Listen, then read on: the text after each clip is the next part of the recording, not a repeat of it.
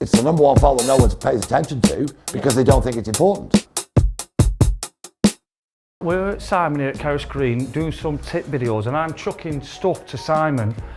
It's like a big Q&A, it's brilliant. But you don't know what's coming out of my mouth. I've got no idea. Could somebody have a decent swing Yes.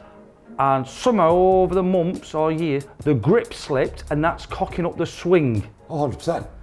Example in, can you give us some what I'm trying to say, could the swing be okay, but if the grip slipped, whatever, I don't know what, could that cause problems? For certain.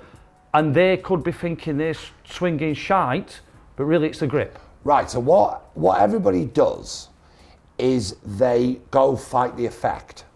So they see a ball go right, yeah, and they're starting to look for stuff in their golf swing that's like, oh, well, hang on, I must be doing this, I must be doing this, I must be doing this, I must be doing this.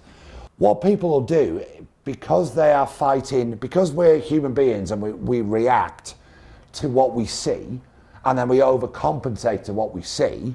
So what people do is if they're standing there and they're bringing the club face in wide open, yeah, and they'll stand there and they'll hit it over there. And that's with a good swing. And that's with a good swing. Yes, and no matter how good my swing is, if my hands are not in the correct position on the club and anatomically correct on the club, yeah, it's highly improbable that I can bring the club face back to the place I started it from at impact. Okay. So what we see a lot of, and again, this is, you look at Scotty Scheffler, okay? The first thing Scotty Scheffler does on a Monday morning, whenever he goes to a tournament, he has a club with a grip trainer on it.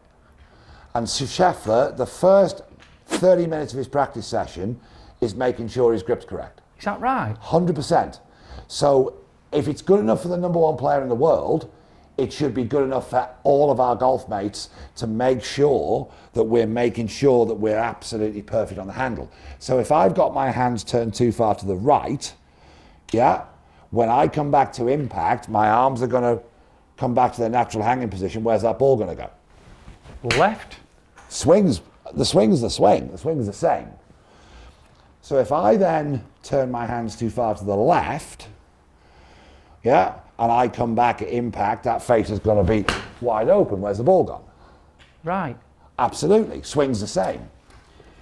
I bet, right, I'm going to call it. I reckon this could be the number one fault in amateur golfers. It's one of them. Is it up there? It's up there. It's in the top 5. All right, well, 100%. I'm going to rephrase it. The number one fault no one talks about first. But it's the number one fault that no one pays attention to because they don't think it's important. But you're proving it is, aren't you? Well, yeah, because if... You've got a good swing, and if you don't hold it right... One of the best drills I've ever seen was, it's the hands that control the club face. So if I've got a 6-inch golf club there, yeah, and my hands start here, yeah, and my arms return back to their natural hanging position, where's the club face? Open. Right. If I start here, yeah, and I come back to their natural hanging position, where's the club face? Shot. Absolutely. So when I get the grip position perfectly correct, now no matter whether you overlap it like I do or interlock it like Tiger do, that's totally, it's hand size more than anything else. Okay, stop. Hand size, right. What size should do what then? So people with smaller hands, so anybody that's over a medium glove size should never interlock it because they can't get their right hand on the handle. Because when they interlock it, the club goes too far in the palm and their right hand looks like that. Right, okay. So anybody over a medium glove size, in my opinion, should always overlap it because the club will sit along the base of the fingers and they can work the right hand into a great position. This is gold. I've never heard this before in my life. Okay, so the trick is we have to figure out, because when a lot of people try and teach themselves grip, or they read it in a book or they watch it on a video, you know, they're all told, right, hang on a minute, so we aim the club face where we want the ball to go, that's fine, and then we all start from under here, and we're making the club go through the fingers, and then we're trying to put the club on, and it's all sorts of carnage, yeah? Well, think about this logically. That if I stand at the side of the golf ball and bend over, yeah, my arm hangs. Yep. So I've got 2 levers in my arm. I've got shoulder to elbow, elbow to wrist. okay? And they're all what we call internally rotated. So the inside of my elbow and the inside of my wrist points towards the center of my body. Now I can see 2 knuckles on the back of my left hand there. So if all I did was take my hand from there to there, that's a perfect grip position. I'm not worrying whether it's in my fingers, I'm not worrying whether it's in the palm of my hand, because it's going to sit at the base of my fingers anyway. We do that again. So all I'm doing is I'm transporting my arm from there to there. Grip position's done. It's just like that. It's as easy as that, because you're already anatomically correct there. Then the right hand does the same thing. So the right arm is internally rotated, because again, what most people do is they try and do everything with their hand, and then they can't fit it on. It doesn't come from the hand, it comes from the elbow and the forearm.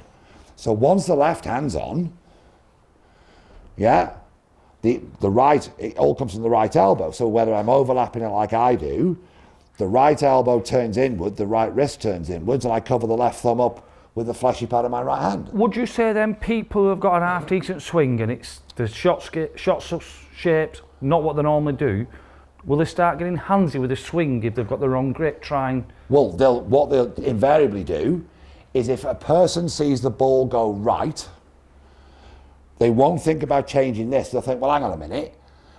And they won't think about the club face, so they'll try and swing more left to stop the ball going right. Well, the more left you swing, the more the ball goes right. Yeah. People that hit it left will try and swing more right. Yeah, the ball goes more left.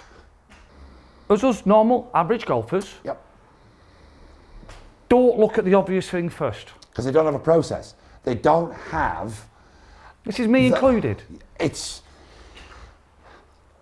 We've got to be very careful as coaches, and every coach in the world's got to be super careful with this, because we understand that everybody is trying to hit it like a tour player, but most people don't have the time to practice.